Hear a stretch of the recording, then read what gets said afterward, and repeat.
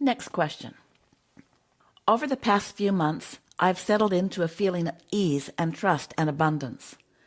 I got to the point where I felt constantly in alignment, and in some cases, I would think of something I wanted, and within a matter of hours or less, I would have it delivered to me. The height of this experience was last week, when I felt like I was on fire in terms of manifesting, which I often am. It seemed there was nothing out of reach, which I know is true, but last week I really felt it. The most fun example of this for me happened when I bought a series of lottery scratch-off tickets that I'd never before been compelled to buy. Out of probably 10 different tickets I purchased, 7 of them were winners, and I certainly won more money than I spent, even though I considered the money spent just the cost of having a bit of fun. The interesting thing about this period of time for me is that my spouse was on a trip out of the country. Things always feel more effortless in my life when he is physically away from me. Since he's been back at home, I have still felt mostly at ease, except when he wants to discuss and commiserate about his lack of ease and how hard his life is and how hard it is to make money. These conversations don't make me feel good because I would rather focus on what is going well, and I don't agree with his perspective. My life is not hard, and money is easy and fun to make. He focuses so much on what is and what bothers him that no amount of me pointing to our many, many blessings makes a difference. When I refuse to engage further, he gets angry and feels as if he's being dismissed. Because of this, I often feel the need to distance myself from him to avoid going backwards in my own efforts to focus on feeling good and allowing more ease into my life. I know I'm not responsible for his feelings, another point he disagrees with me on. My question for you is, how can I avoid giving my energy and attention to his moods and his desire to focus so much on reality without causing further discord?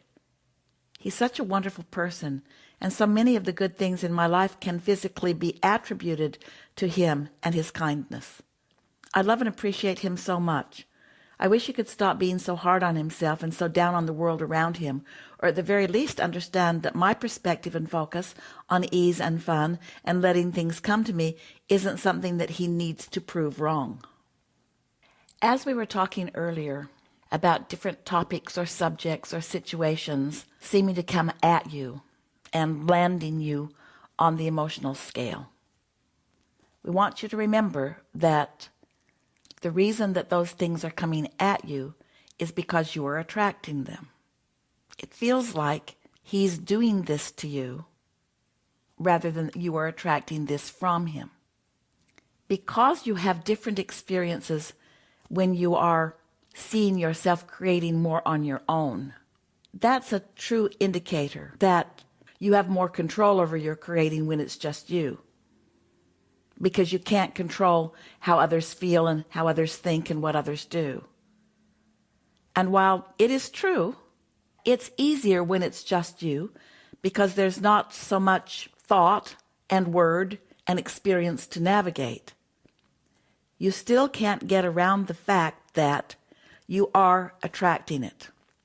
Yes, your expectation about ease of creating when it's just you is true, but you don't want to live alone. You don't want to be alone. You don't want to create alone. As you acknowledge, there are so many wonderful things that you don't want to let go of. So this is a situation where you've just got to clean up your vibration. You've got to own your point of attraction. A big part of resistance that people feel when they're co-creating with each other is a sort of competition about whose approach to life is the right one, when really there is no one right approach to life. When people are co-creating, you often say things like, well, he makes me feel this way. And we know it seems like that because maybe before this interaction, you didn't acutely feel this way. But what we so want you to hear from us is that you did feel that way before the recent thing and the recent thing and the recent thing that happened. You are attracting it and it is coming. It's not that it comes and then you feel it. It's that it comes and then you feel it more. and you associate the feeling it more with something that just happened, something that someone just did or said or was. So let's take a look at where some of these things that you're describing are causing you to land. He wants to discuss and commiserate about his own lack of ease and how hard life is and how hard it is to make money. So where does that land you? Frustration is number 10? Or is it more? Is it 11, which is overwhelmment? Well, it's more like 11 than it is 10. Or is it disappointment? Well, it is a bit more disappointment than overwhelmment. Or is it doubt? That's 13. Well, it is a little more doubt than disappointment. Or is it worry? Or blame? Or discouragement? Let's play with this. Let's say that you think it's frustration. So you feel around there. And as you think about it, you acknowledge that it's more than frustration and irritation.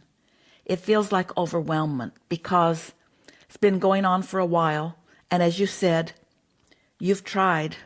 So now settle into overwhelmment for a minute. We are actually walking you down the emotional scale.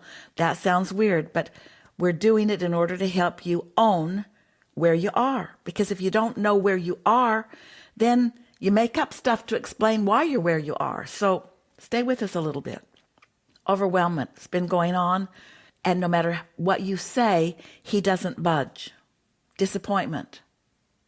You're disappointed that he's not trying harder, or that what you're saying isn't working better, or that your good example, as often as you offer it, isn't helping.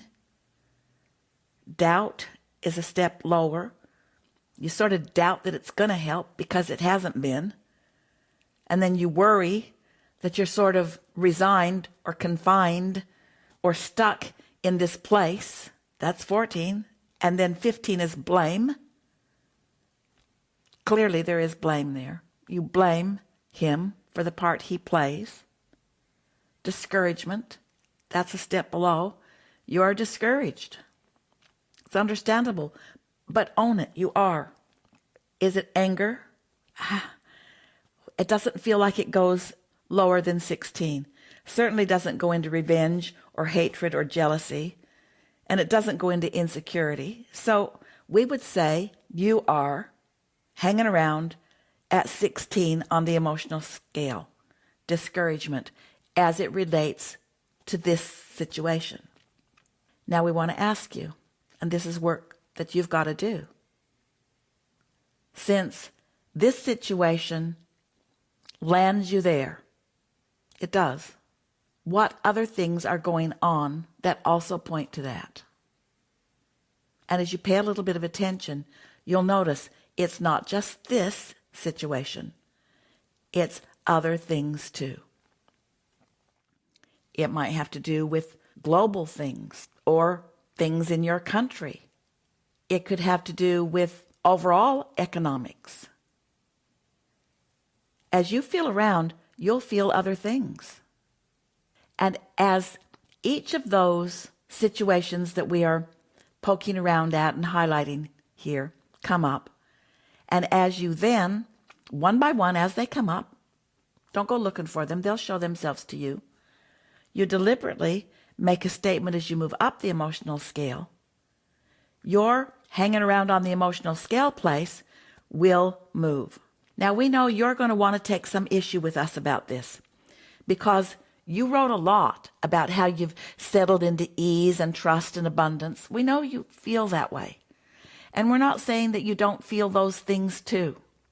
But if you will acknowledge that you do have a discouragement thing going on, and then you soothe it by choosing the emotion above it, and then choosing the emotion above it, you're going to move your point of attraction.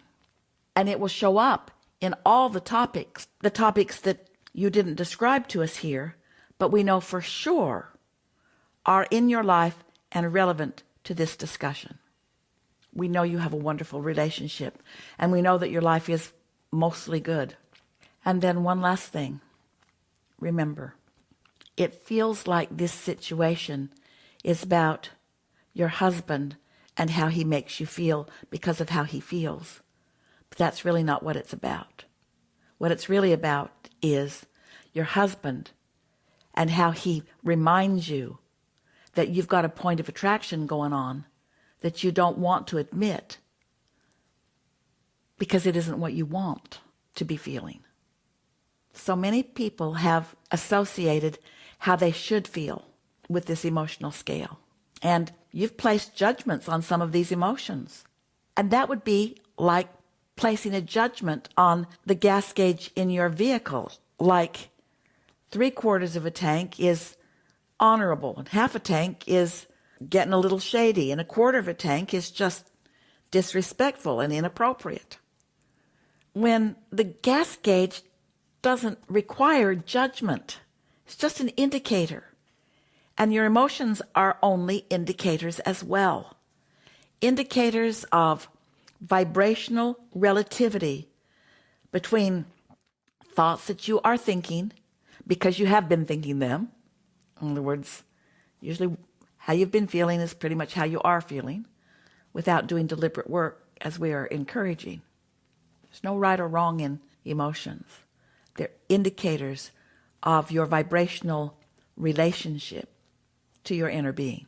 We are so happy about these conversations that we are having with so many of you these days, because this is the real work that you're getting down to. At first it feels sometimes hard to understand, and then it feels sometimes hard to actually do.